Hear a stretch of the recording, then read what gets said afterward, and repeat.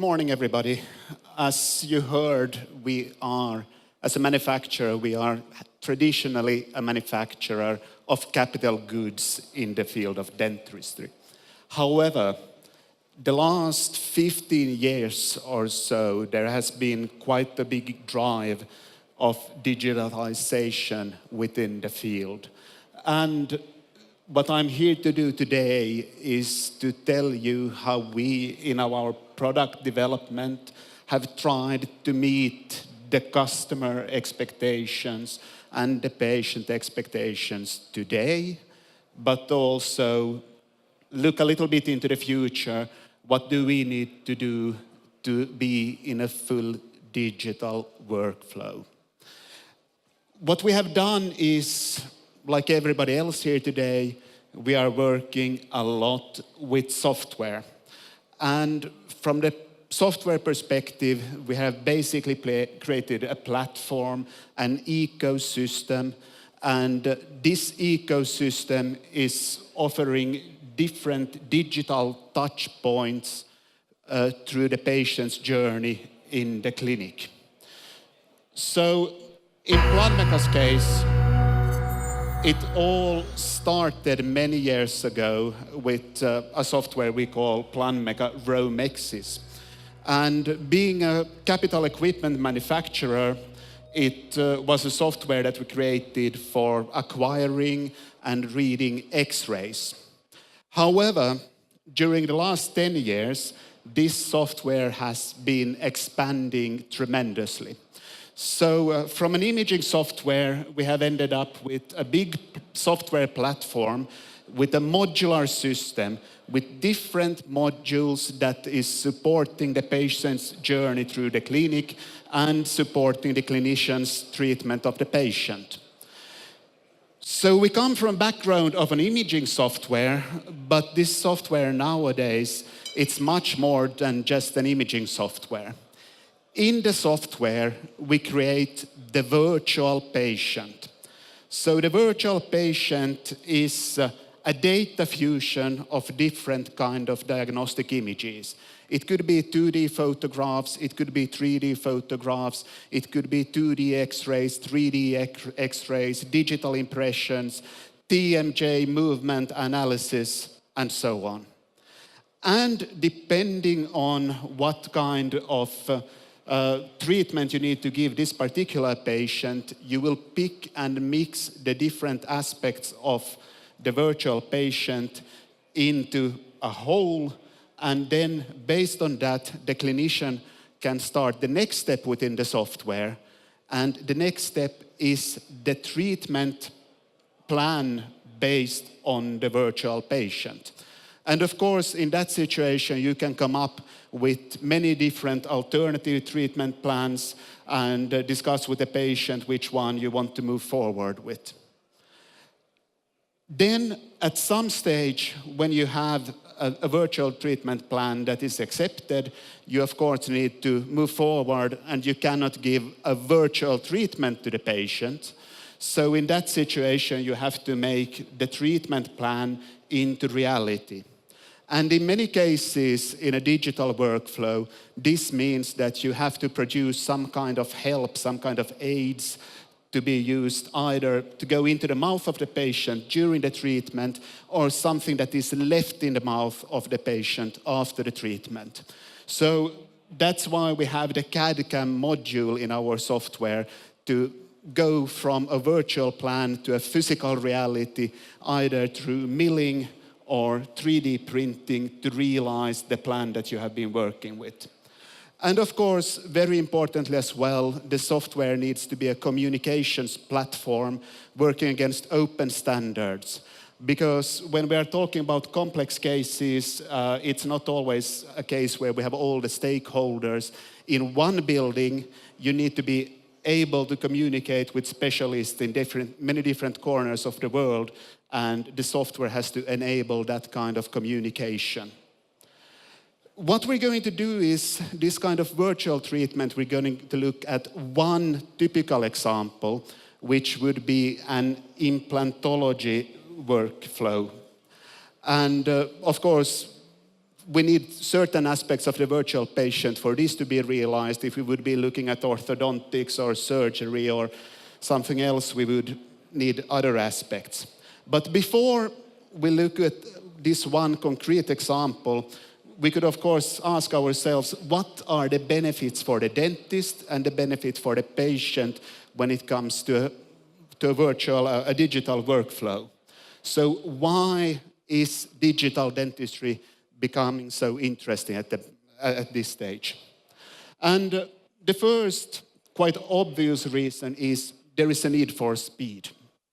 The dentists are competing more and more against each other, and many times they find themselves in a situation where they basically have to get more billable work done within a certain allocated time slot.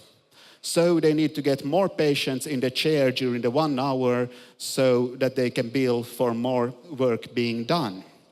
And of course, through automation that we can get through the digitalization, we are able to offer the dentist some speed in his work. However, it's not just the dentist that can benefit from this. As a patient, we all know that when we go to the dentist, we many times end up with a treatment plan. You have to be back 2-3 times to get the work done. And it's always a hassle because we have to take time off work and we have to do it in the middle of the day and so on. And through the automation and the speed we can offer with the digitalization, we are getting closer and closer in situations where we can actually have one-day dentistry. So you take half a day of work, you go to the dentist, and you have everything done in one go.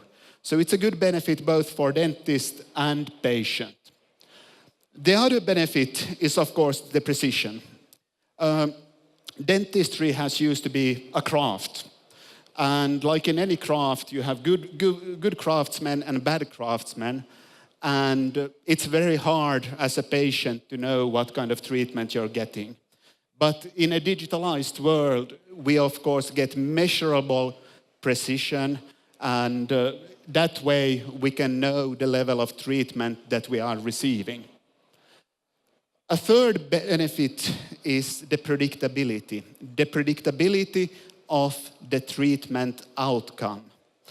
So, for example, in the case that we're going to look at shortly, this means that when we do a good work in the diagnostic part and a good work in the treatment planning part, we know exactly what kind of end result we will end up with.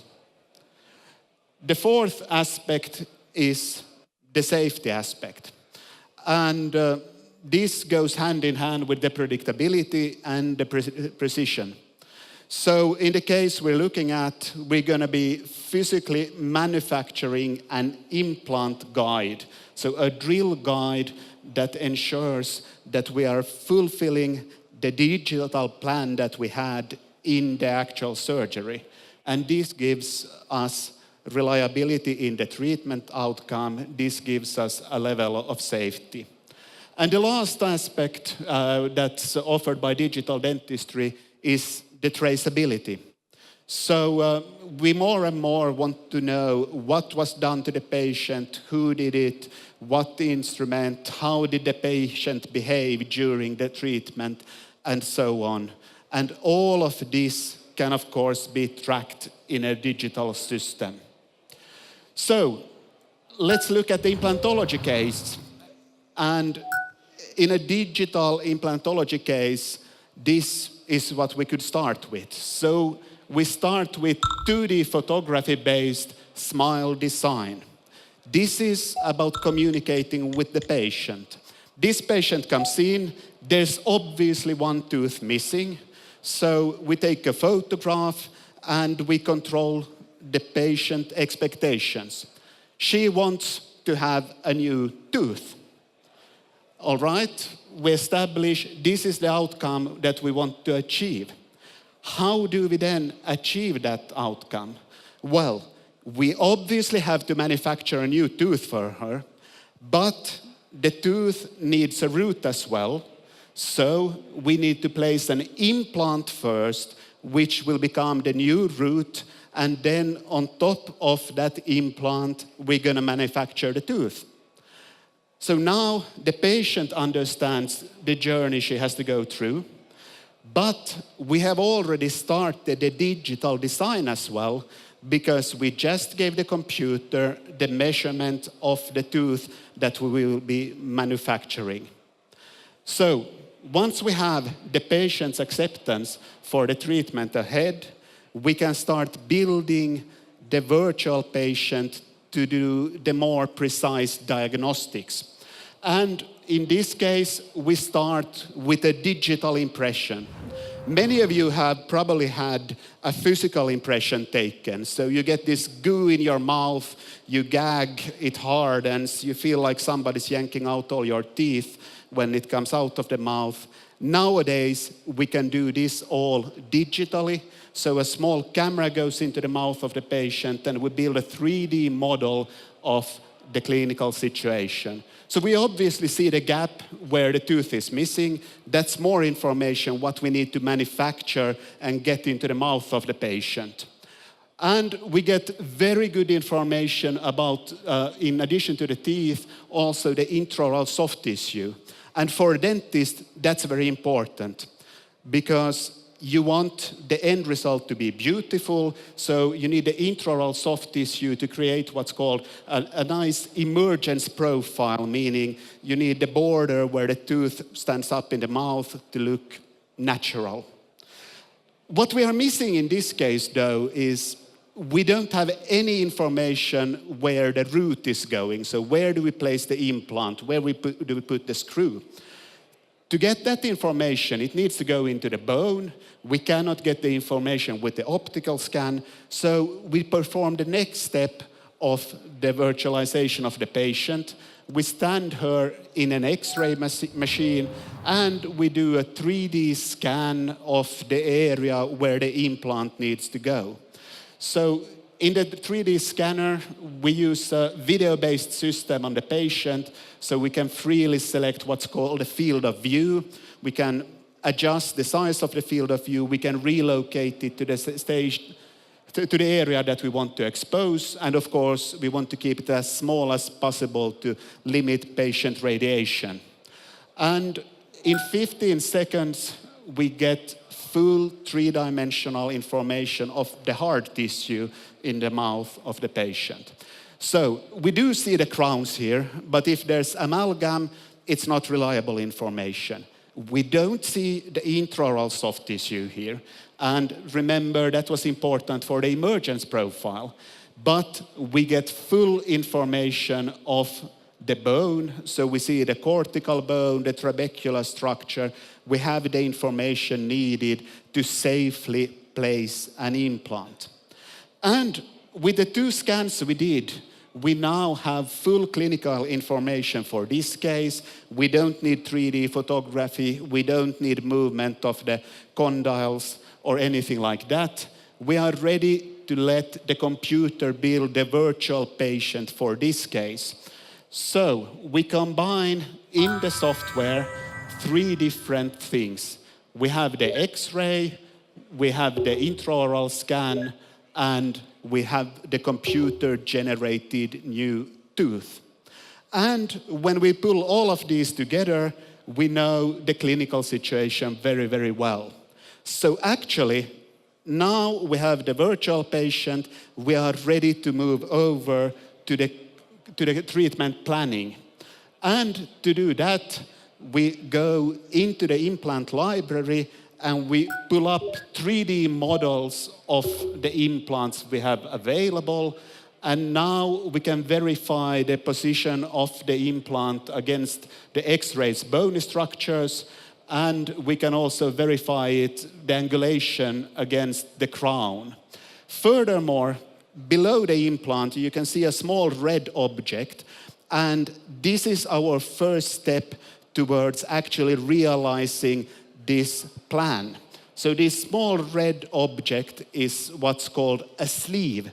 And that's something you can order from the implant manufacturer together with the implant. And we're going to use that in the surgical guide to make sure we get into the exact position where we want to with the implant. So we have a good plan. We have the screw sitting where it should be. We know exactly where the crown is eventually going to be. We know where the sleeve goes so that we get the implant in place. We are ready to go from plan to producing the help we need to make this plan reality. And to do that, we're gonna do a surgical guide. So we go on top of the plan and we actually indicate the areas where we want a guide to be created, and the computer will calculate it for us. We're gonna print it in plastic, so we might cut away some excess material that we don't need. We create a few positioning windows to verify the placement of the guide while it's at the mouth of the patient. And we give it a name, so once it's physically printed out, we know whose guide is where. And then with the click of one button, we basically end up with a surface model, an STL file that could be printed with any printer. But of course, you need to pick a printer that is compatible with the surgical situation. So there's different plastics that you need to choose from. In our case, we do have one option available. It's a DLP printer. So it's basically liquid plastic that we UV harden one layer at a time to produce the guide. And it takes about half an hour to print the guide. And the end result that we end up with is what we can see here. So you can see the guide on top of a model of the patient's teeth. And in the guide, you can also see this small metal ring, the sleeve. This is what's going to ensure that the actual plan becomes reality. So we're not drilling in the wrong direction when we place the implant. Once the guide is there, we are actually ready to proceed and bring in the patient for the surgical procedures. And at this stage, we can actually start using other digital technologies. So, for example, all the surgical kit, all the instruments that we're going to be working with, we can track their flow through the clinic digitally with RFID technology. So we can pull up the service history of a certain instrument. We can make sure that it has recently been in the autoclave. It hasn't been in the mouth of another patient. It's clean. It's ready to be used. And we can also use the RFID technology in other ways. Many times nowadays the clinics are big. Nobody's got their own designated clinic room. So the dentist can walk into any room, identify himself, and the whole clinical environment set itself up to the dentist. Chair heights, for example, instruments according to dentist and procedure, and we're ready to start placing the implant in the mouth of the patient. Now, when you put a screw in the jaw of the patient, it might be slightly uncomfortable for them. So obviously, in this kind of a situation, we can also follow the vital signs of the patient: heartbeat, oxygen saturation, movement patterns, body temperature. And of course, we could raise a flag if there's something that we did not expect to happen. And some institutional customers of ours, they actually video record everything that's going on, which the patients are not always so happy with, but you could have it like a dash cam and record over if nothing out of the ordinary happens. But in any case, this that we are looking at now, this is a two-visit dentistry. We cannot, well, there's some people who believe in instant loading of implants, but most dentists don't. So you have to go home when the implant is in your mouth. You have to have a healing cap on top of it. You have to let the osseointegration take place, so the implant is growing attached to the jaw. And then, once that has happened, we get to the second stage of the treatment and the second manufacturing during the treatment. So the patient comes back, and now we are ready. We have half of the job done. We have the new root for the new tooth in place. And now we just need to create the new tooth on top. But we have the digital plan from before. So all we need to do is we need to manufacture this new tooth. And today we are doing it with a milling technology. Obviously, you could also be looking at 3D printing, but teeth tend to be manufactured by ceramic materials, and there's no 3D printer producing ceramic materials so far. So what we do is we take a block of ceramic and it goes into the mouth of the patient, a block like you see here, and then we have two burrs that start cutting away the excess material until we get the tooth that we want. And what they will actually be doing in this case as well is they will be cutting a hole right through the middle of the tooth because we need that to get the tooth into the mouth of the patient. Once the crown has been done, we are ready to proceed and finalize the treatment. However, obviously, all the capital equipment I've been showing you is a big investment for the dentist. And if you want to follow up this investment, we don't only track what happens to the patient and the instruments and so on during usage. We also have a cloud-based service where all the usage history is pushed up to the cloud. So that means that you can go in and check if you have overinvested, underinvested, calculate against return of investment, and so on. Make sure that you get the utilization of the equipment that's needed. And of course, the technicians can use this data to do planned maintenance, instead of what most dentists tend to do, which is wait until something breaks down and then call the service technician. But that's, of course, the most expensive way of doing maintenance, because then you have patients waiting in queue to be treated while somebody is servicing your equipment. So all the usage statistic is in the cloud as well. But proceeding with this case, once we get the patient back into the chair, putting the crown in is very, very simple. It's actually just a screw that goes through the crown into the implant, and the implant is in place. And then there's a little bit of cement that goes on top of the screw, so nobody knows that it's been screwed in to begin with. And hopefully, the end result that we should get is a happy patient, a patient whose treatment met the expectations from the start, a documented treatment so we know who did what, when, how did the patient react, and so on.